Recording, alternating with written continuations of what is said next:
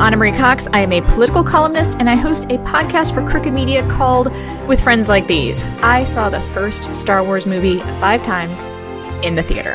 Hi, I'm Daniel Dresner. I'm a professor of international politics at the Fletcher School of Law and Diplomacy at Tufts, and I just created a course about the end of the world and what comes after that. This is Space the Nation, where we combine our wonkiness to produce a tesseract of wonkiness by analyzing science fiction through the lens of foreign policy, politics, and international relations theory. And we are starting the season by looking at The Expanse Season 5. We covered Season 4 for the Sci-Fi Channel's Churn podcast, which you can probably find somewhere in the ether. If you want to support us in this podcast, you can visit our Patreon at patreon.com/spacethenation. And if you want to weigh in on what book or movie or TV show we do next, you can leave a message there or hit us up on Twitter at _spacethenation. Now, Dan, shall we begin? We shall. With just a brief note, which is the title of this episode, I believe, is Down and Out, which might be the most banal title for an Expanse episode that I have seen, particularly after Gal Gamela and some of the other ones in the titles of the Expanse books. When I looked at this, I actually wondered if I'd clicked on a different show because it is so basic. Had the same reaction. It's not clever. It's all. It's just. And really, this is not a slight. When Gal Gamela is the standard for what you're trying to do in terms of obscure references, you are inevitably going to come down a few pegs from that. But still, I was honestly. It's serviceable. Yes. It's good. It's fine. But anyway, yes. It's also accurate. Let us talk about Down and Out. Yes. Yeah. So let's start with the recap of what happens in terms of the plot. We first start with the drummer faction, which is what it's now called. Essentially, Kamina and the other crewmates in her faction debate what Marco Inaris did, which, if just to recall, hurled 3 asteroids at Earth and killed Fred Johnson, and something happened on Mars. It would be safe to say that the crew is not super enthusiastic about what Marco did, but on the other hand, they're not all that upset either. And indeed, in the conversation, it becomes clear that there is an awful lot of resentment targeted towards the Inners and towards Earth in particular. There is a profound debate about what the effect of the attack will be on the Belters and on their own faction. We will get to that debate a little bit later. The important sort of plot-moving element of this is that Drummer announces that Marco has pinged her requesting a meet, and she says they will meet. So that's pretty much all that happens even before the credits and it's the last we see of Drummer the entire episode. I was impressed by the range of reactions that the actors were able to show in Kamina's crew. Mm-hmm. I think there's some subtlety there. And there isn't any outright celebration, although they do talk about other people celebrating. Yes, indeed. That was the most explicit, far and away, most explicit sort of 9/11 reference in the entire episode. And oh, wow. Yeah, I didn't get that, but yeah. Oh, yeah. No. Wow. The producers have been very clear. The writers of The Expanse have been very clear. This is their sort of 9/11 arc, as it were. But when they start talking about, I think, was it Palace Station and one other station where they heard cheering and so forth? They're dancing in the streets or something. I mean, they're not streets. They're hallways, whatever it is that would be the equivalent. Right, but that was about as on the nose a 9/11 reference as you could possibly get in terms of debates about, what was the reaction. And of course, it should be, what was interesting is that in the actual 9/11, while I believe there were a few reports about this, particularly in the Middle East of celebration, by and large, there really wasn't. And certainly, like claims made by Donald Trump, for example, that there were, people celebrating on the rooftops of New Jersey were complete myths. What is interesting what I did like about this was that in some ways the conversation was among the Belters rather than, a conversation among Earthers saying, I hear they were protesting, off in this station, which of course, this is the last thing they care about at the current moment. Yeah, there's something kind of nice about also making it a reference that it might not be happening. We talked about how the Expanse kind of shortcuts its way around conspiracy theories and fake media being a thing, but surely it is human nature to believe bad things about people. Yes. And speaking of bad things happening to people, we move now to Earth. We are still in the penitentiary where Amos was visiting Clarissa, and I apologize if I say Peaches at any point in this episode because Amos keeps calling Clarissa Peaches. They are trapped at least 10 floors below ground. However, Amos, Clarissa, the head guard Rona, and some other guards manage to try to make their way to the surface by using a maintenance ladder, by relying on another prisoner named Konachek and his Bane-like mods, namely his ability, he clearly appears to have super strength in some ways.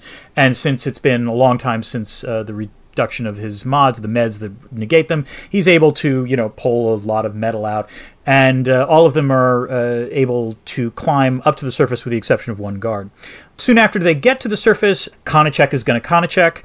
He caps one guard and tries to shoot another.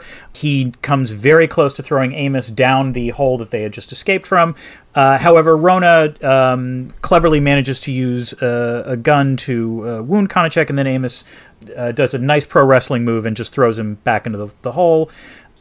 At which point, Rona, who we learn through the arc of the episode, is divorced but has a kid and wants desperately to know where the kid is, because essentially when they get to the surface, the entire structure of the prison has been blown to smithereens. Amos tells Rona to go find her son. Amos and Peaches are left on their own to navigate. I have two comments on that, as a scene. Mm-hmm. One is that I love that we are reminded that Amos is a genuinely good mechanic. Mm-hmm. We haven't seen that so far in this season. It comes up a little bit in other seasons, but he is he really is good at this. Yeah. Like Naomi's very good at her job, so he figures out how to use the ladder that's behind the wall. Right. Even Rona, Rona, you could tell was actually legitimately impressed that Amos had that idea. Yeah, and how to get at it too. He knew where to shoot in order to get at that ladder. I also was amused by the cheerful sociopath. They don't have a lot of comic book characters. Yes, that is a good way of putting it. This was hey, let's just add a sprinkling of MCU, humor to the Expanse, and I have to say it worked, because this is a one-off character. Yeah, we don't see him for that much, but he actually had a personality, and I did love was it when he said, "So what's happening?" or the very first time we see him. Yeah. Yeah, he was amusing, and when he died, we don't care. So it's nice to have a comic book character that you don't have to feel anything for. Right. I would be worried if the Expanse went too much in that direction, but this is a fine one-off. Yes. Yes, this is a good use of a comic book character. But speaking of caring for people, I don't think this will come up much in our theme, so I'll just throw it in now, which is Amos touching people. Oh. He touches Clarissa. He almost touches Rona. You can kind of see him gesture towards her when she's crying. Right. He and his body language is that of an empathetic person, both to Clarissa and to Rona. I guess the way to put it is that throughout this entire episode, this is not something you normally say, but Amos might be the most empathetic character in that entire sequence.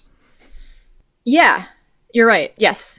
I think that is true. And I really saw it when Clarissa injures her hand and he goes to make a sling for her. And there's something very delicate about the way that he tends to her. The other unusual thing about this, because this was what stood out to me, is that in order to get out of their cell, the Rona originally says, "Okay, Amos, you can come out," but there's no way the prisoner is coming out. And Amos basically says, "Look, she has to go wherever I go." And then he does something that I don't think I've ever seen him do, and it was completely surprising to me, which is he mentions, I have connections in high places. And this is, I don't mean this in a critical way. This is about as out of character as I would have expected Amos. This is not something I would ever have expected Amos to do. And it demonstrates to some extent the degree to which he obviously cares for Clarissa and the degree to which he's willing to do things in order to take care of her.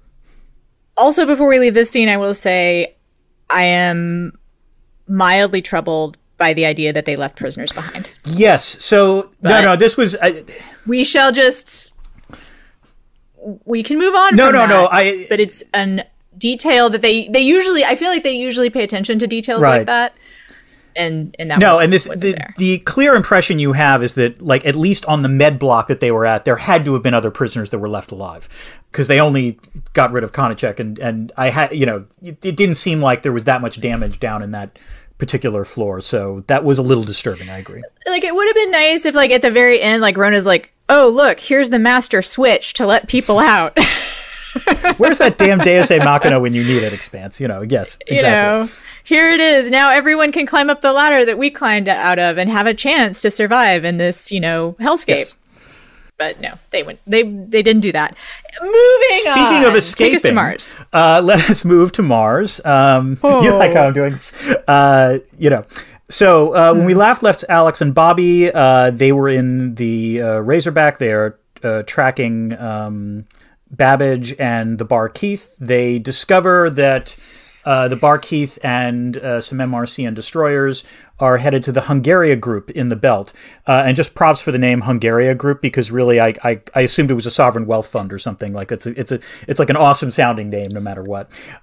They see the Belters ships as well. The Bar Keith moves away, and they realize that essentially whatever transaction has taken place is literally the MRCN destroyers.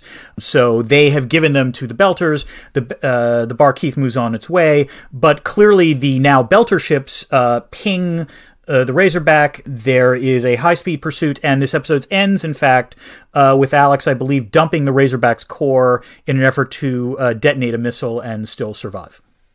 We are in a cliffhanger with that storyline. Yes, and we shall move on. I think we should just move on. There's not a ton here. I mean, it's mostly sort of. Yeah. Agreed. Agree. Like, I think that's setting up pieces, which they do sometimes. There's a tiny bit of drama, but I'm pretty sure both of them are going to survive. Like, again, can't be positive 100%, but absolutely agree. We probably are going to see them again. So let us move from the observation of the transfer of Martian ships to the Belters to the actual Free Navy of Marco Inaris. It is now clear, through multiple hints dropped throughout this entire episode, that the Free Navy consists of ex-Martian ships. Among other things, the Marco's crew complains about the Martian provisions on the ship that they are currently on. Needless to say, there's slight trouble in Marco Town, which is to say that, Marco and Naomi squabble. Marco and his crew squabble over how Marco is treating Naomi. Sin and Naomi quarrel over the fact that Naomi was abducted. Naomi and Corral also squabble, but Corral lets drop a hint that the Rossi is probably wired to blow in much the same way that Naomi helped the Augustine Guerrera blow so many years earlier. Philip does the same thing, implying that he helped save Naomi from a certain death, which again implies that the Rossi was geared to blow. Philip says this. I thought they were kind of heavy-handed with this, I have to say. So this is where a little like. How do I put this? This is honestly, I think, a feature now of how we in the 21st century watch television, which is, I agree on the one hand that it might have been a little heavy-handed if you were paying close attention to the show. If you are watching the show and also checking your phone or checking your social media and so forth, I'm going to point out that this is one of the interesting challenges, that sometimes they need to hammer, things a little bit louder in order to be able to notice those things.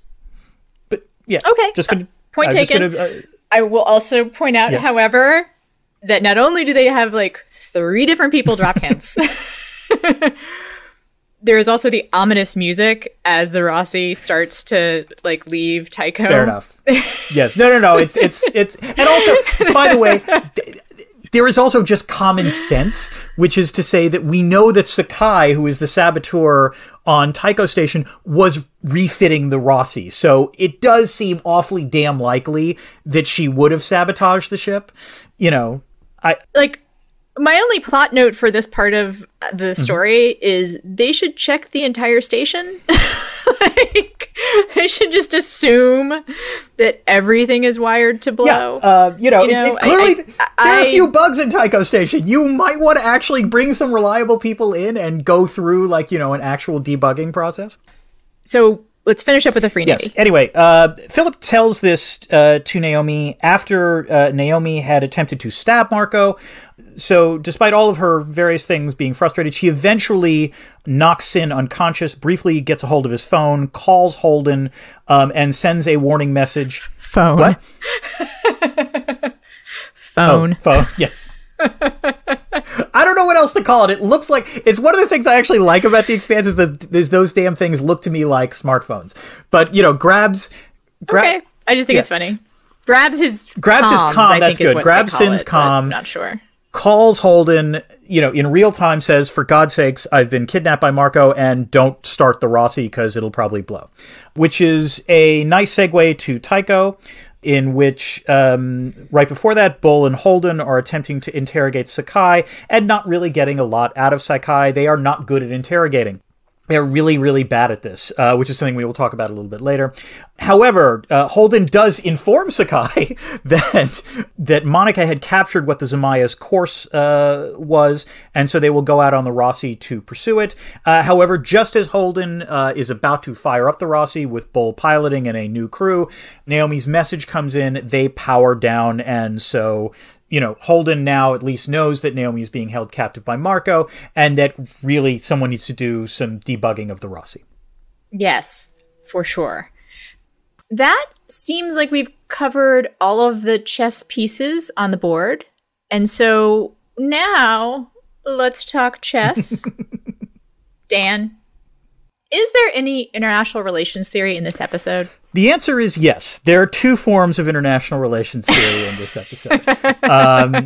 The first is, and really this comes up in the first 5 minutes, is the discussion among Drummer's faction of essentially, do they bandwagon with Marco or do they balance against Marco? So, I mean, we talked about this in the last podcast, but essentially, it is far from guaranteed that all of the Belters are automatically going to sympathize with Marco Inaris and what he has done. That even if they actually have some sympathy to what he has done, they won't necessarily be keen about possible retribution or possible deleterious consequences from this. And you can see that in some ways, the crew actually talks about the three possible international relations responses to this. One is bandwagoning, which is they decide to meet with Marco and join his faction or so on and so forth. And I will say from the end of the conversation, it's apparently, yeah, I'm not saying that's going to happen. Apparently decide. Drummer is at least open to the idea, or at least tells the crew that she is open to the idea. Right. And that's what, and you call it bandwagoning, yes. Which is right. Helpful. I guess.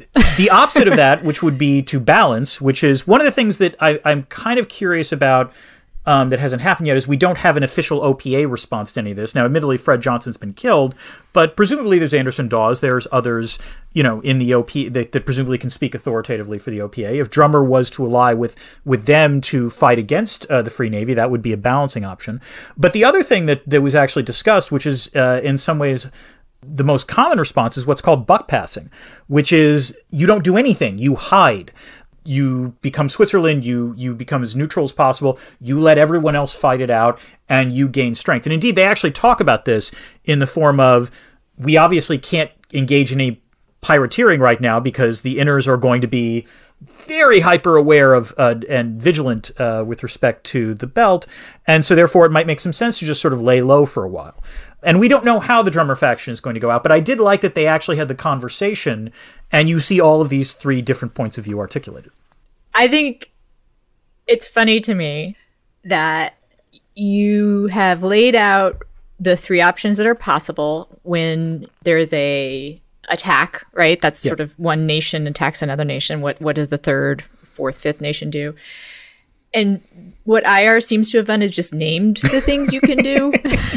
Well, okay, to be fair, all right, IR would have those are the three options. Yes. Those are the three options. I will say this, and IR theory, if you're asking what would IR theory predict, this in part depends on the theory, but to be fair, here we go. Empirically, you would expect to see the most likely outcome would probably be buck passing, given the size of the Drummer faction. It's pretty minute.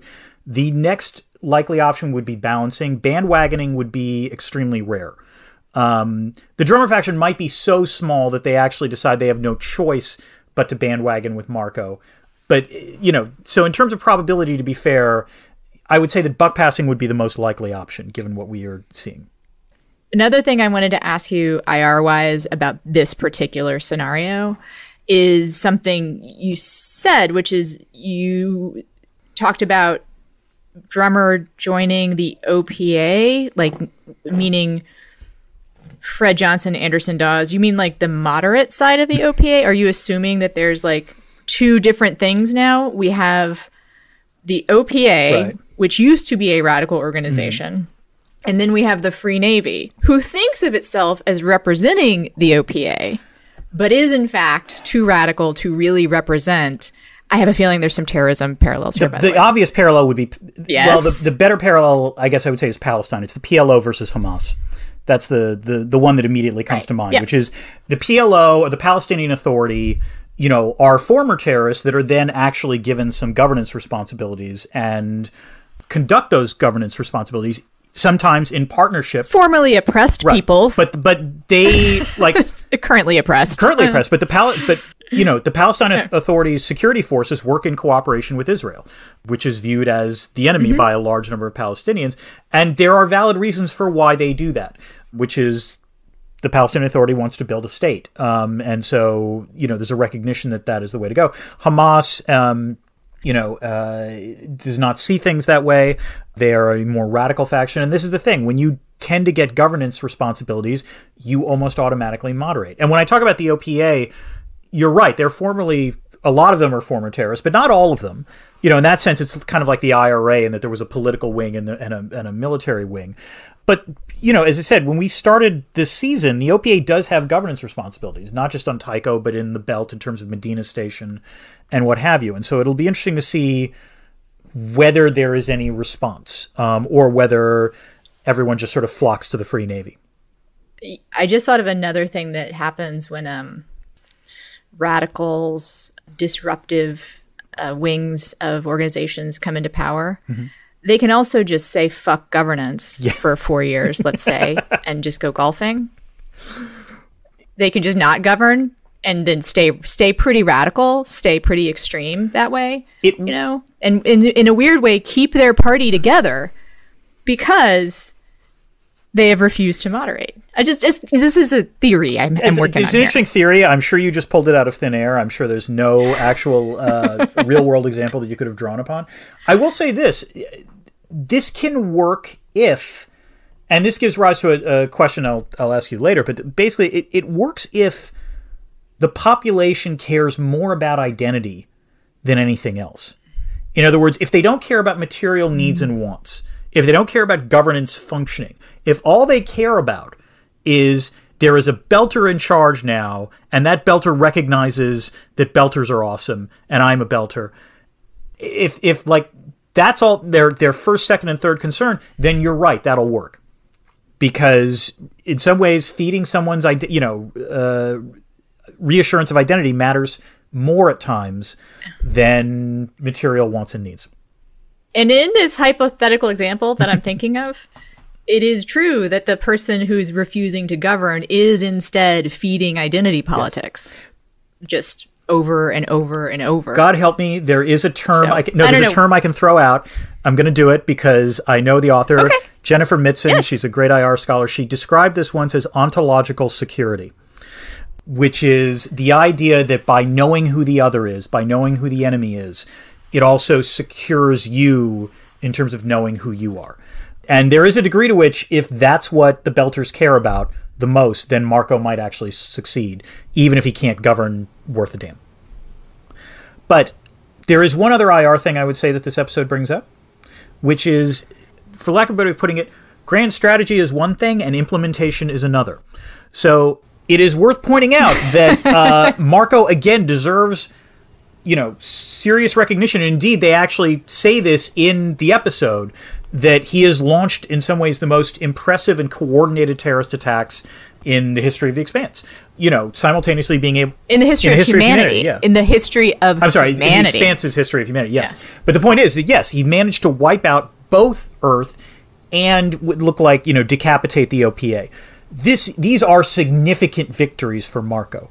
But that said, and this ties into something we talked about in the last episode, this is, interstellar relations is not just a game in which you say checkmate and the game ends. The game continues to go on. And so, the very fact that we see Marco's crew starting to squabble, the fact that there are still people on Earth who are presumably going to respond to this. We don't see Avasarala in this episode, but I can assume that things will be happening on Luna. And, the fact that, as I indicated before, it strikes me that maybe Mars might not be completely on board with the Marco Inaris plan. All of this suggests that he has thought through a brilliant plan, but I don't know if he has thought through what happens after that plan. Agree. I think Marco has a blind spot when it comes to his ability to charm people. Like another radical thinker, I'm just imagining that he believes he can, through sheer force of personality, sway people to do what he wants. Right. And I think it's a sign of his utter... It is, in a way, that same sensibility is what allows him to be a mass murderer. True. And actually... It's a form of, sociopathy, I think. But I also just realized this ties into a different kind of international relations conversation, which is there's actually been a lot of there's been a lot of research in the last decade over what I would just describe as basically the role that individual leaders play. That a lot of international relations theory prior to the turn of the century was focused on what we would consider structural systemic factors in the system or domestic politics factors that would explain why states do what they do. What is often called the first image or the role of the individuals is tended to be minimized. But it would be safe to say that there's been a lot of research over the last 10 years, which is timed, interestingly enough, to real-world events, that suggest, hey, you know what? The backgrounds of individual leaders can matter and it can affect very much, the course of various forms of foreign policy. And this also suggests a danger for Marco, because the fact that he has pulled off this audacious, high-risk plan is going to lead to him being supremely confident that every successive move will work out just as well. And this is... Like if you were an underdog in an election and you pulled off... If you were just a total underdog in an election and everyone was saying there was a 99% chance that the other person was going to win, and then you wind up winning, you would probably make assumptions that things are just going to work, and we maybe wouldn't have to govern so much. Yes, and indeed to the point where, if you lost in the successive election, you would conclude that was not an actual real loss, that in fact just all the experts are wrong again. Yeah, I think that, it's going to be interesting to see how this plays out with Marco. I don't know if there's any place we could look for clues to how it might work out in the real world. So who knows? Yeah. Dan, is there any other kind of IR theory that pops out at you? No. I think we've from this episode? I think we successfully tapped the IR vein dry. But don't worry. This show. Oh, it's never dry. Yes. It's never dry, Dan. It's just. Is it worth mining at this particular? No, I think we've mined all we can mine. All right, Dan. Since we're done with theory, let's get into the feels. Not just the feels, also the literary side of The Expanse, the themes, the critiques it is making, and so on. Yes. So I think in terms of, by the way, I think we should call this now feels and themes and quotes. But so the first set of quotes that struck both of us, I think, could best be titled as family squabbles. Which is to say that one of the through lines throughout this episode is basically either real or constructed families working some shit out. That is hindsight. You cannot live backward. Feel whatever you feel. But you can't let those feelings rule you. You don't see the change when you're with him. So in all three of these quotes, it's about, you're seeing families in change, for lack of a better way of putting it, or people in change, and whether or not the other members of the family are cool with that. So, in the case of Oksana and Drummer, I think Oksana clearly wants Drummer to see herself now as part of the Drummer faction, as part of, their small, very polyamorous family, which, let's face it, sounds kind of cool. But nonetheless, Drummer clearly feels some ties to Fred Johnson, to the OPA, to her former life. And it'll be interesting to see whether she is able to let go of that. In the case of Marco and Philip, it's Marco doing what Marco does, which is the thing that I find fascinating about Marco as a character is that he is undeniably charismatic. He is undeniably eloquent in the moment. But if you actually read what he says on paper, it's fucking contradictory and it drives me around the goddamn bend. Like other sociopathic leaders, really. Right. And again, I say this in all praise of Keon Alexander, the actor who does a fantastic job with Marco. But, like, he's so goddamn charismatic that I just want to slap people and be like, he's not actually making sense. The idea of Marco saying, feel whatever you feel, but don't let these things rule you, when Marco's entire life has been driven by this, is just bullshit. I'm sorry. Had to get that out of my system. And then, of course, Sin, in some ways, the most touching aspect of this is the idea that that Naomi doesn't really know Philip. And as Sin acknowledges, Philip has changed, but it's the kind of change that's tectonic that you don't notice when you're living with someone, but clearly Naomi has noticed. I think there is a very smooth segue from your seeing family squabbles play out in all these different situations. And the thing that I felt was really on top of mind, which is this idea of biology and destiny and nature and nurture, which of course family is a part of. No, that ties in. And it's not a coincidence, by the way, that all three of these conversations are essentially among Belters. Right. And the Belters are the people who have the most physical identification with their, like, ideological identification, right? Like, exactly. They have the ties between who they are physically, who they are politically, who they are familially are really connected in a way that they aren't necessarily connected for inners, except for the mods in Clarissa and in Tiny, which I think is a perhaps unintentional echo of those things. But I went to grad school in the 90s, and postmodernism says, if you find themes and symbols in a text, it doesn't have to be that the author meant to put them there. They can be legitimate points and, journeys for a reader, even if the author did not intend that specifically. So I think on the one hand, that is an awesome point, and on the other hand, that is literally triggering PTSD in me from, like, my college English classes when I had to listen to deconstructionists talk, because that was all the rage back then. It was all the rage, and that was the main thing. Was like, it doesn't matter what the author meant.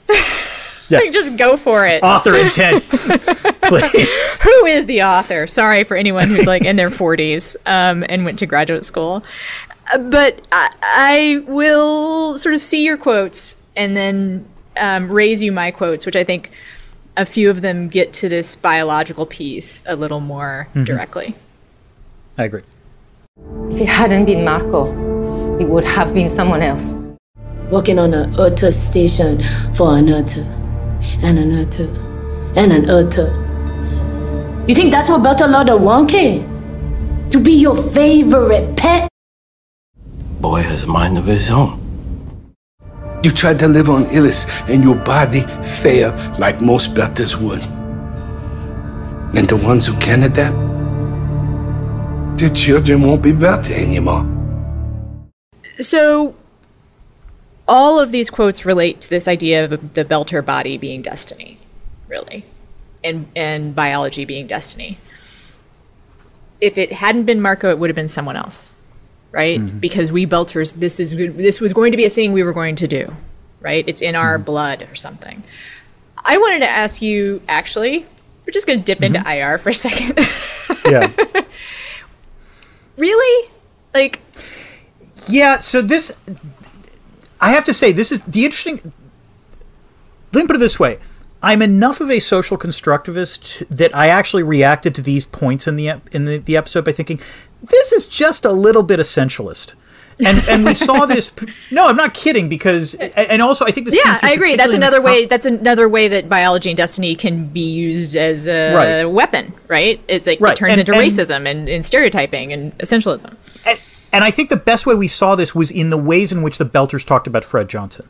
In which, like, in the first conversation with Drummer, someone said very nice things about Fred for an Earther, and even Sakai said that she liked Fred, but he was an Earther. She literally says, I think he's a tourist, which I think would not be the way I would describe Fred Johnson, given what we know, of his past. But the fact that the Belters could not necessarily accept someone who was, I believe, in the leadership in the OPA as a real Belter. It rubbed me the wrong way, even though, again, props to the Expanse, because in some ways, to be fair, there is a biological element to being a belter. No, I mean, not in some ways. There literally is a biological, element to it. That's what defined belters, and that's the Sin quote. There is like, you tried to live on Illis, and your body couldn't handle it. You are one of us, and if you try to be one of them, you are a traitor, because your child will be an inner. And this came through in last season's all the Illis arc, in terms of the Belters trying to live on Illis, which it looks like many of them did succeed. And I think it explains Marco's paranoia about the ring planets, because if Belters were actually able to live in places with free air and free sky, as it were, then suddenly the Belt as a culture is going to be dramatically transformed, and that represents a threat to Marco's ontological security, and clearly a lot of the other Belters as well. And so there's a genuine debate to be had here about what makes someone a Belter, and how do you respond to things that threaten, that represent an existential threat in theory to the Belt. I'm gonna do my postmodern thing for a bit again, which is to point out the other places this turns up besides the mods. There's the biometrically keyed guns, which is a biology destiny thing, and then there's the guard complaining about his leg as they're climbing the ladder, and then there is something that may have actually been intentional, which is when Alex and Bobby are shooting away and going into the hard burn. Alex says, they're feeling the juice, as it were. Yeah. And Alex says, if it's a Belter crew, we can hold a hard burn longer, because their bodies are literally more sensitive to gravity than those of people who are raised in a gravity well. Yeah. And basically there's a bunch of stuff that I was thinking about putting into a big montage, but I pulled back because I'm no longer in graduate school. So, so I'll just go back to a great poster. You need to have a poster saying, and then I pulled back because I'm no longer in graduate school. And before we leave those set of quotes, though, the boy has a mind of his own is a part of biology destiny, because I believe that Marco is being sarcastic when he says that. Maybe not fully intentionally sarcastic, but he's sort of saying, like, he has a mind of his own, but look, he agrees with me, it is in a conversation full of asshole moves. Like, that is the one that made me furious, because it's such a mind fuck, basically. A gaslighting too. He's gaslighting her. Like, he's gaslighting everyone. I mean, like, even Sin is like, I was actually shocked that Sin actually directly challenges Marco, because I mean, in some ways, this is an unusual thing to do, just in the form of a hierarchical command structure or whatever. But the fact is, Sin says you don't have to play with her like that, and it presumably might foreshadow what Sin does, or Sin's feelings about the treatment of Naomi. To go to Philip, though, the one question I had, and this was, maybe I wasn't watching carefully enough, in the scene in which Naomi has taken a knife and is attempting to wound Marco, but Philip grabs her, puts her in the elevator and puts her back into her, says, just get out of here, we're busy. Did Philip know that Naomi was about to stab him or not? It's unclear to me. I was also unclear on that. I think not. I think not either, because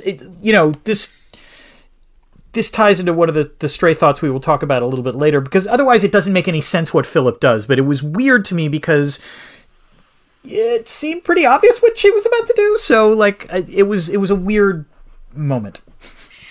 I agree. And I want to get into Naomi a little bit more in our next section, which we have dubbed the space debris, which is the odds and ends and bits and bobs that we still want to talk about but don't fit in anywhere else. Let's just go to Naomi. So first of all, props to Dominique Tipper for her portrayal, which I'm going to say isn't subtle, but shouldn't be subtle. Yeah. she should be like, this is what's happening to her is awful. She should in fact be emotionally wrecked. And in fact, I think she acknowledged the fact that in the sort of bonus discussion, she acknowledged that this was incredibly, she was crying pretty much at every take. Oh, wow. Yeah, it shows. Like, I was actually going to say something about that her makeup or whatever, like, you can tell it is very much looked like the kind of under eye shadows you get when you've been crying a lot. So maybe it was not makeup. She's so beautiful. God damn it. But this does leave. So I have a question for you, which is the first part of the episode when we first see Naomi. Marco talks about Naomi not eating, and for a brief second I thought, is Naomi going on a hunger strike? Because that actually would have been interesting, and would have been an interesting way that Naomi could have actually exercised power over Marco. But it becomes clear in the rest of the episode, no, she's not doing a hunger strike. That is not what is happening, because she then sneaks into the galley and gets some of her food on her own, which is fine. I'm not sure. It's very easy for me in the comfort of my own home to say, yeah, someone else go on a hunger strike. But I thought that might have been an interesting gambit. As a reader of the books. There you go. Let me attempt to do the only mildly spoiled thing and say there are reasons why a prisoner might intentionally eat well and exercise other kinds of powers. Okay, that sounds fine. I look forward to seeing those puns play out later in the season.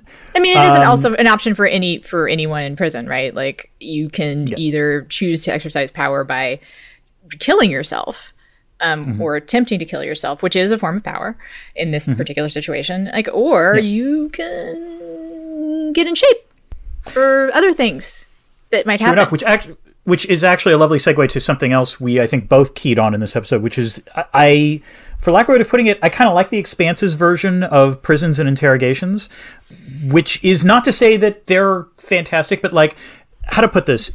There's a very small scene in the opening of Taiko where Bull essentially berates a belter a guard for beating up Sakai, implying that's not what we do, as opposed to a sort of traditional cop episode in which beating up the suspect would be a way of presumably trying to interrogate or get information from them. So they have this expansive view of civil rights, but also people are still cruel to each other, and there are the tools to be cruel to each other. The Expanse first book opens with Avasarala, and I believe the season opens with her torturing someone. The pilot episode of the show also opens up with torture. Using the Earth's gravity to torture a belter, right? Using their physical characteristics against them. So, I think that's just, it's just that human nature is human nature. We can expand rights and still be dicks, and people don't necessarily change. No, that's true. Right. I guess the way. Let me finish my thought. Let me finish my thought with this, because when you said I like how interrogations go in the world of the Expanse, I thought of they got truth serum. They used it on Alex, so clearly truth serum exists. But my thought was, and the reason I went on about that expansive view of human rights is, I'm guessing it might be against civil rights to use truth serum on a suspect. That's what I mean. No. I would suspect. In some ways, if you think body integrity is a fundamental right, it would totally make sense that they wouldn't do it. And by the way, to be clear, it's not so much that I want to say that I like the interrogation, because, as I said, it turns out Bull and Holden suck at this, and I cannot stress enough how bad they are at it. What I like, though, in some ways, is that it was, for lack of a way of putting it, it's an inversion of the traditional cop narratives that we are used to on television, in which the cops inevitably are in order to get information out of a, suspect or what have you, physically intimidate them or what. And it works always. That's also the thing. It works. Yes. Yes. It's sort of it's the 24 logic, for lack of a way of putting it. And what I liked in this was the notion of that would just be idiotic and it's not going to work, and so we have to come up with something else. Now that said, but speaking of not working, speaking of not working, Bull and Holden. Let's talk about that and how terrible they are at this. Yes. I think I wouldn't expect Holden to be good at it, but I almost laughed at Stephen Strait, when he's got his face on and he's marching around. That is not his natural way of being, right? Holden trying to be a tough guy, it doesn't work. All of his negotiations that have been successful have never come out of power, right? They've always come out of diplomacy. He's never, that is his skill. He's good at that. He's good at making connections between people. It comes out of empathy, which is, by the way, how you successfully interrogate people. If there is anything we have learned over the last 20 years of the War on Terror, is that torture doesn't really work. enhanced interrogation techniques, whatever you want to call them, don't really work. The most amount of intel that has generally been extracted from captured terrorists have come from people who were able to form a bond with the captive and develop empathy and then get them to talk. And we see none of that. While we don't see Sakai tortured, we also don't see anything promoting empathy. And indeed, we actually see the opposite of that when Holden talks about Sakai saying, "You had a good job. What are you complaining about?" It was like, that is the absolute worst thing you could have said in that moment. Like, Sakai will shut down as a result of that. He's understandably upset, but he's pissed. Yes. No, and to be fair, this is not his normal job, but and it's a big deal. Like, his planet, like home. Yes. Like, all of his family, his weird, polyamory family with all the moms and dads. I want to talk about Bull for just a second in the bad at this part of the conversation and how he's bad at it too, which is sort of a surprise. Like, he plays such a tough guy, like it's the difference between being an asshole and being like a tough guy, which I actually think is supposed to be Bull's character in a sense. Like, he's introduced as a really rough person, right? He's abrasive. Yeah. But we are seeing more and more, at least I don't think he's a double agent of some kind, right? No. Yeah. That he's his, I don't want to say his heart is in the right place. That sounds too sappy, but he's loyal to Fred Johnson. Yes. And that is going to be his sort of pole star for now. The way I would put it is he's not being a dick for being a dick's sake, in the sense of while he is clearly rough around the edges, he is using that roughness as a way to try to, he's goal directed in some ways. The one last point I would say about this whole scene, which is, correct me if I'm wrong, the one way which I think maybe Sakai will actually talk at some point in the future was the one moment where she might have cracked was when she realized that Holden was about to go out on the Rossi, and clearly she knew what was going to happen to the Rossi, and she said, "Wait," and then they pause, and then she just sort of goes back into, tough-ass free Navy person again. But it seemed to me, and I would like confirmation from you, that she had a real moment of genuine doubt about the fact that Holden might be marching off to his death. I think that's because she cares about Naomi. Oh. Honestly, I think that there's another kind of biology, blood, family tie. That could be it. Okay. That would, for her, mean more than a connection to an Earther. Right? Like, she enabled the murder of millions of people, millions of Earthers. Right. So it's hard for me to believe that she'd think Holden was special, but she knows that Naomi loves him. And I think she is, beholden. No, I like your interpretation is much better and far more consistent with what has happened. So that is fine. But this leads to one last question I had, which is about Marco's ship and security on Marco's ship, which seems super cash. There's just no other way to put this. Weirdly, Marco and his crew seem awfully confident in the technological, checks and balances that are going to somehow constrain Naomi, not thinking, what if she just grabs a knife and stabs someone? So I'm tempted to go back to my incredibly, hypothetical and not at all based in reality parallel about security being lax. Yes. But in this hypothetical that is in no way real, the reason security is lax is because the people are incompetent and self-absorbed. Really bad combination to be incompetent and self-absorbed. I think on Marco's ship, Belters are portrayed as being pretty much universally competent, let's say.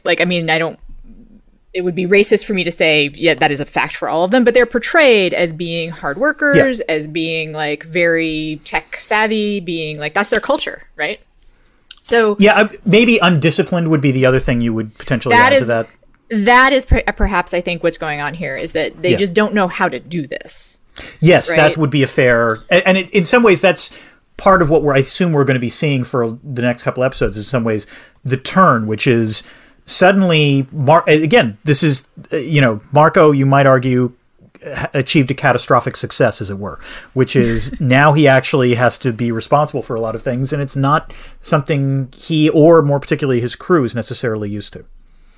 I have a couple more things that are such small pieces of space debris, like you wouldn't be able to see them with a naked eye. There's the just insight I feel like I had about the Belter predilection towards like patches and graffiti and tattoos, which is everywhere, right? Like that is, it's a little bit space culture, but the Belters are just everything's covered with signs. And it might be interesting because it also highlights well, I think one thing that does well in this episode is it shows the degree to which Marco and his crew are out of context because they have this Martian ship and there is no graffiti. There's nothing there. And indeed, they don't even, in some cases, know how to work it. Sin needs help from Naomi in order to figure out, how to do something. And that's one of the I think that's a good point. They personalize spaces, let's say. Also, it's not so much like in the inside of a ship, I wouldn't think there'd be graffiti, but they would personalize it somehow. It would be theirs. It would be, modified to suit them, as they do, kind of, right? And I wondered if this is culturally something that goes back to the fact that communication is hard in a vacuum. Like you don't get facial expressions. Tone is probably hard to read. So you grow up in a culture where people are just really like having to like tell you who they are. Like really just broadcast it. I'm sorry. As a Jewish American, coming from a culture in which we are very demonstrative, perhaps, we talk with our hands and so on and so forth. I have no idea of what you speak. But yeah, they're also very hand signals and stuff. But I don't know. That's just something I thought about because it is really a part of their culture to like personalize and have all these tattoos that mean things. As a tattooed person, I understand why you would do that. They still have microwaves. Yes, surely someone would have invented a better way to heat things up. Surely, like microwaves are terrible. Okay, wait a minute, hold on. I don't think microwaves are terrible. Like coffee. That's because actually it's perfect segue to the other thing, which is what microwaves do. I actually read up on this recently because I was like, why does microwave coffee taste so bad? You destroy some of the things in it when you microwave in it. Like you destroy some of the particles that give it its rounded flavor, and instead you get something that tastes burnt. So just when I saw Naomi use a microwave, part of me was like, okay, number one, they still have microwaves, which is kind of funny. Like on the Star Trek Enterprise, they had something else. Replicators. Who knows? They just were called replicators. Yeah. And they came out warm, I guess. So that's sort of interesting to me that microwaves still exist. And then there's when she looks longingly at the coffee machine. Yes. I laughed a little, I have to say. Like you laughed? I did. I mean, I understand she's thinking of Jim and it's very sweet and he's a coffee drinker. So, but it was a little like she looked at it like it was Holden. Well, let me put it this way. I actually, as things go, I thought that was actually a nice subtle move because one of the problems of this season, you can argue, is that Holden and Naomi have been on completely different tracks and they haven't communicated with each other. Indeed, this episode has a moment where Holden is trying to get in touch with Naomi because everything awful has happened. Indeed, this should have been, by the way, a sort of real red flag for him that there was something wrong, because presumably this is one of those moments. It's like a 9/11 moment when everyone is trying to get in touch with each other saying, are you safe? I'm safe, and so on and so forth. I would assume there is some social media version of, the Expanse version of this where you can indicate you are safe, from something. And so the fact that Naomi had not answered him, I wish they had added a slight line of dialogue of why maybe Holden thought Naomi hadn't answered, but at least it pointed out the ties between the two of them. Yes.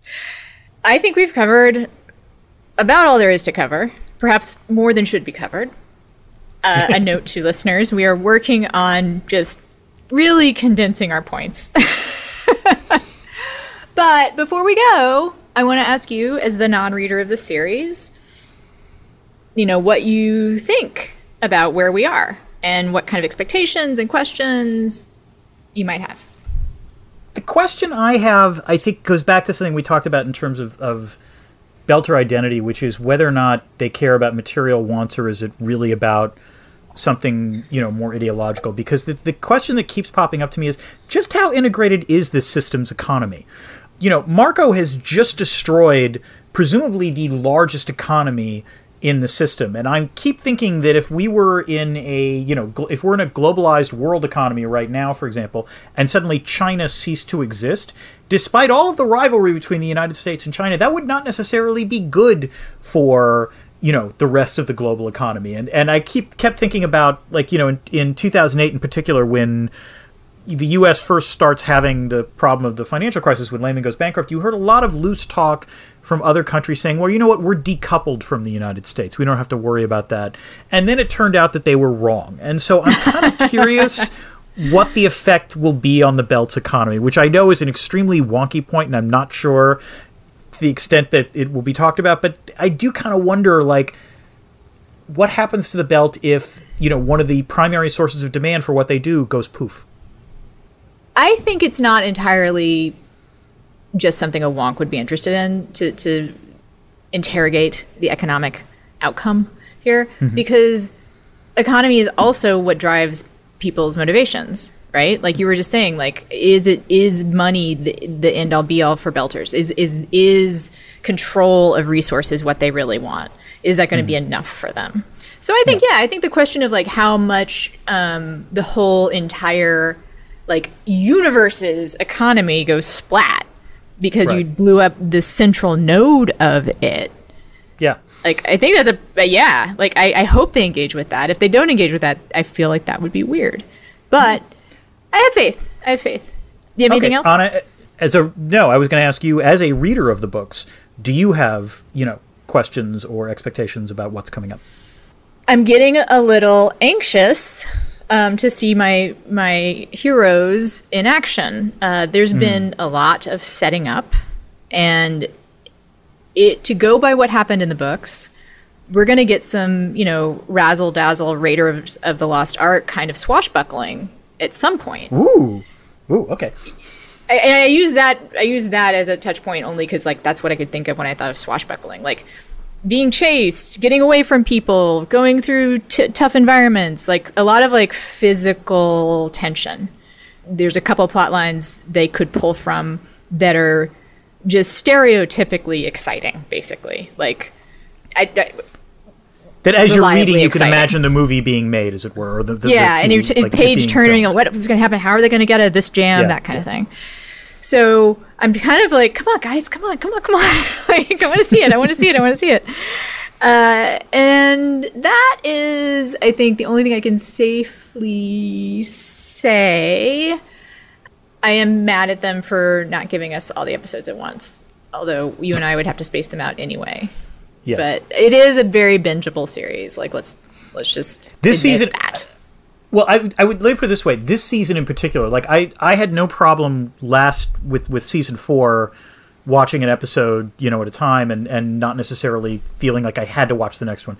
This season, though, particularly what we're going through now, I keep I will be very eager for the next one to drop and watch and talk with you about, which seems like a good time to close.